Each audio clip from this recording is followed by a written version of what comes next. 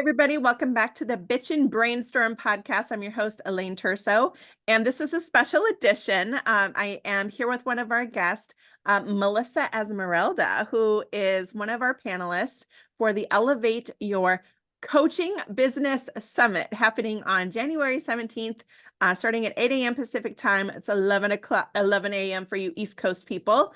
And we're going to be diving into a variety of topics to help coaches at every stage and phase of business with what do they need in order to have a successful business. So, Melissa, could you tell everybody a little bit about yourself? Sure, I'd love to. Thank you for having me. I'm Melissa Esmeralda. I'm the owner of MEO Marketing Group. I'm a copywriter, marketing strategist, and semi-retired rugby player. I primarily work with coaches, course creators, solopreneurs who have a small team, but really my passion is passionate entrepreneurs.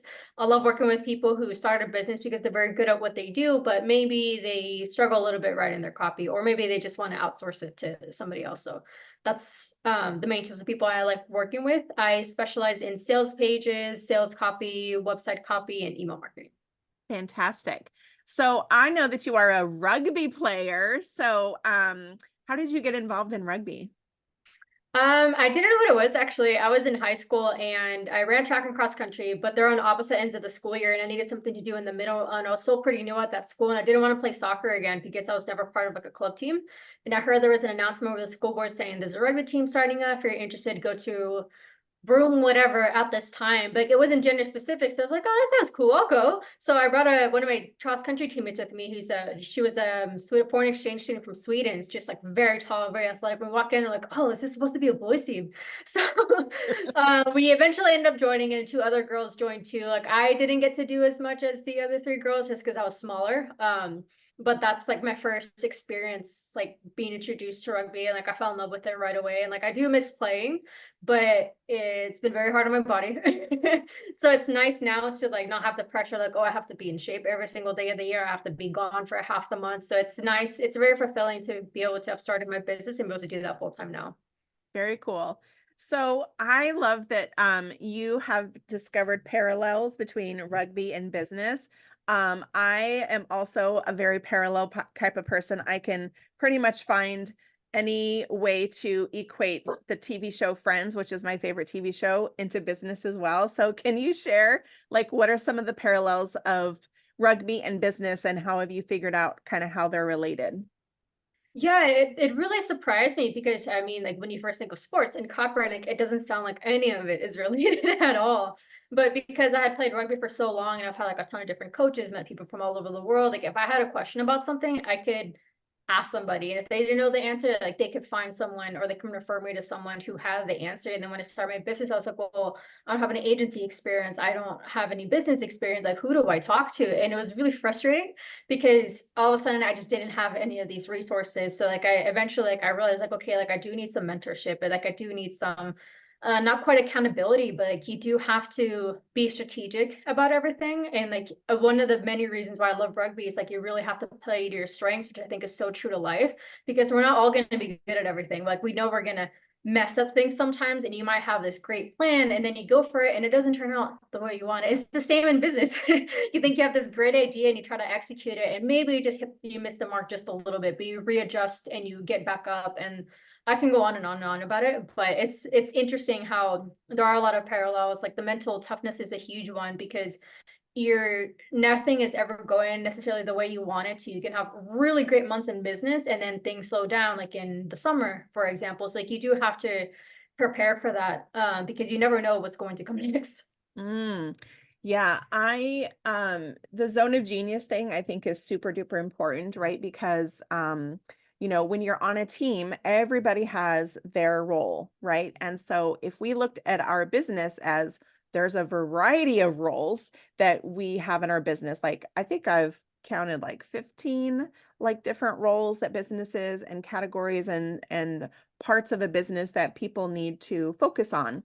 Not all of those are going to be your strengths. And so Mhm. delegating and allowing someone else who's really good at that to take that part for you will, I think, help you move forward faster.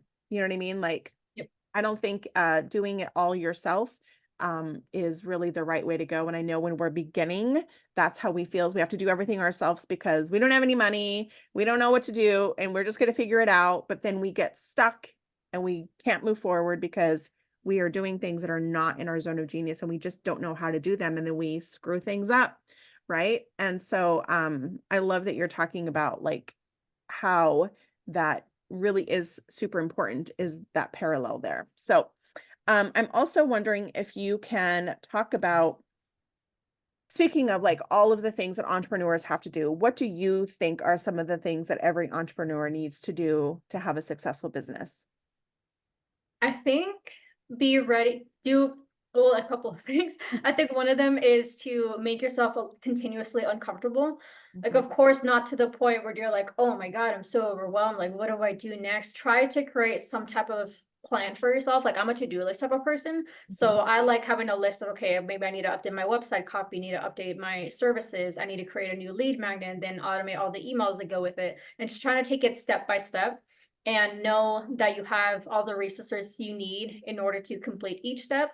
Because if you make a goal that's too big, it's really easy to say like, well, I want that, but like I don't know how to do it. And then you just kind of move on to something else. You do have to be very consistent. Even with entrepreneurship, it constantly feels like you're putting in 100% of your effort and you're barely moving. Like I was explaining this to my friend, it's kind of like going to the gym and never taking any progress pictures or writing down your workouts. So like you're not quite sure how it's going. Like you think it's going better, but you don't really know because it takes months sometimes for things to look like they're going in motion. mhm, But even just doing a little bit every day, that's absolutely better than nothing. And just having a website up, even if it's not exactly what you want it to be yet, you should have some type of online presence so people can trust you a little bit and realize like, oh, okay, Melissa's a real person. She's just not trying to take my money, for example, and just working on things bit by bit. It doesn't have to be perfect. You can always change things later and don't put so much pressure on yourself to feel like, okay, I have to get X, Y, and Z done before I do A, B, and C. Because I did that to myself for a long time and it really held me back. mm. That is so, so, so valuable. I think it can feel overwhelming, right? But I also, when you're talking about your comfort zone, to me, I discovered that nothing good happens in my comfort zone. Like I don't grow, right? Nothing good is happening there. It's just same old shit, different day. And Yep. while that's nice and great, it doesn't get me closer to where it is I'm trying to go. So I have to push myself into doing things that I've never done before. And so I'm wondering if you have an experience where you got out of your comfort zone when it came to creating copy or emails or something like that. Like, what did you do that pushed you out of your comfort zone that got you to where you are today? That's a great question, because I know we all are so critical of ourselves, and especially in the very beginning, you're like, "Oh, I don't have experience doing this. I don't have experience doing this." It's so easy to hear that voice telling you, like, "Oh, well, maybe you should slow down, or maybe you shouldn't do that yet because you're not ready for it." And I remember the first time, so when I quit my job a couple of years ago, my last job, it was on my birthday, not by, it was more of a coincidence, and I was really excited. And I got invited to a networking event, and I had been to like a very small networking event before, but networking is very different than anything else. It is a learned skill. And then I get there and I sat in my car for and like I just didn't want to go. I remember telling myself like, oh, I don't know what I'm doing. Like I just quit my job a couple of weeks ago. My one retainer client that I had, the company sold, so like I wasn't making any money. It's like, how do I even do this? Like I don't know how to Google it. You can't Google everything. So I just kind of like mentally talked myself up and said, okay, well, what else am I going to be doing? Like, what do I have to lose? Like, I ended up going fine. Because like I said, networking is a learned skill and I've tried to get better about it. And part of the reason when I go to networking events or whenever I'm podcasts, like I always tell people, I'm a copywriter, marketing strategist, and semi-retired rugby player because there are things that people don't really hear today. They're like, oh, well, that's interesting. And it usually ends up starting a conversation, which kind of builds a Yeah. little bit of rapport. It's like always encourage people to try to find something that's a little bit unique about you and almost have it like part of your title because people will remember you that way. Because there might be other people that they meet that do what you do, like other copywriters, for example, but they probably don't know a copywriter who also plays rugby because I don't know any, and I know a bunch of rugby players, and try to help yourself stand out a little bit because it's nice to be able to find something, even if it's small, maybe have in common with someone and just build that rapport, because networking isn't fast. But once you start getting referrals from people, like it is really nice. You're like, oh yeah, like I've worked with Melissa before. Like she's really cool. You'll like her. It's really satisfying. It's just it is a little time consuming, and it takes a little bit of practice. I'm still working on it. Like I don't do great in huge networking groups still, but like smaller groups a little bit easier for me. Yeah, yeah, I totally get that. I used to joke, so I always joke that I have like 9 personalities. One of them is named Sally, and she is the saboteur. And she's the one that I always have to, I used to joke that like she would be driving in the passenger seat of my car, right? And she's being a bitch, right? She's just Yeah. like in my ear. She is telling me I'm going the wrong way. She's making me second guess myself. So I put her in the back seat. Well, now she's the back seat driver. And that's still not a good idea. So my job is to try to get her in the trunk, right? So that I can't hear her. She's Mhm. there. And I'm like, thanks for trying to keep me safe, but shut up. Like I'm trying Yeah. to do amazing big things here. And I can't do that when you're constantly in my ear telling me that I'm stupid and that I'm not smart enough and nobody's going to care and nobody cares what you have to say. She's so mean to me. And so yeah, I'm all I totally get that, but I have had to silence her many times in order to um get out of my own way so that I can do the big things. And I Yeah. remember going to my first networking thing and you're like, I don't know anybody. And it's like, you don't want to go unless you know somebody because it's like, what do I do? Where do I sit? How do you What do start a what do I conversation? do? Right. Yeah. Yeah. Now I'm a pro, right? So I've been networking for a super long time. But it takes practice. And I totally understand that feeling of sitting there going, I don't want to go because what am I going to do? What am I going to say? And I love being able to that you use rugby as a way to because that is memorable, right? I remember reading your stuff going, oh my gosh, she plays rugby. That's cool. Right? Like one of those things that it just makes you stand out. So I think that's a really, really great piece of advice for people who are like, how do you stand out in a crowded market when everybody else does what you do, right? Yeah. So it's not about what you do, it's about who you are. That's what really people Yeah. are connecting with is you as a person. So give them something to connect with you on that's a little bit different where you can, share about I love Friends and I've seen every episode 1,000 times, right? Like that's something that people are like, oh, okay, cool. Well, I like Friends. Like, let's go talk about it. So I totally get that. So can you tell a little bit about what you're going to be sharing at the summit with people? I know you're going to be talking about emails. Yeah, I'm going to be talking about email segmentation, and it's something like I didn't know what copywriting was before I was a copywriter.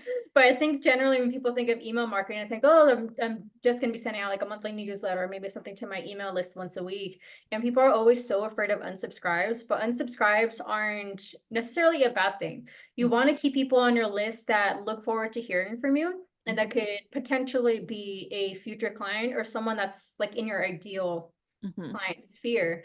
And one way to really keep more subscribers on your list is by email segmentation. And basically, what it is, you're kind of grouping people together in a bunch of different ways. Like I always suggest, like I've seen a lot of copywriters that I'm subscribed to, they'll ask for a segmentation of like, well, can you let me know if you're a business owner or if you're a copywriter or if you're a copywriter that wants to also see the emails I send to the business owners, and be able to get really specific about who these people are, because then you can send personalized emails to each group rather than something that's really general. Because when I first started out in business, for whatever reason, I was really hesitant to niche down, because I really don't know. I think because I just want like experience in everything. So my copy always ended up being pretty generalized, and you don't want it to be general. You want it to be very specific. You want to speak to a very specific person.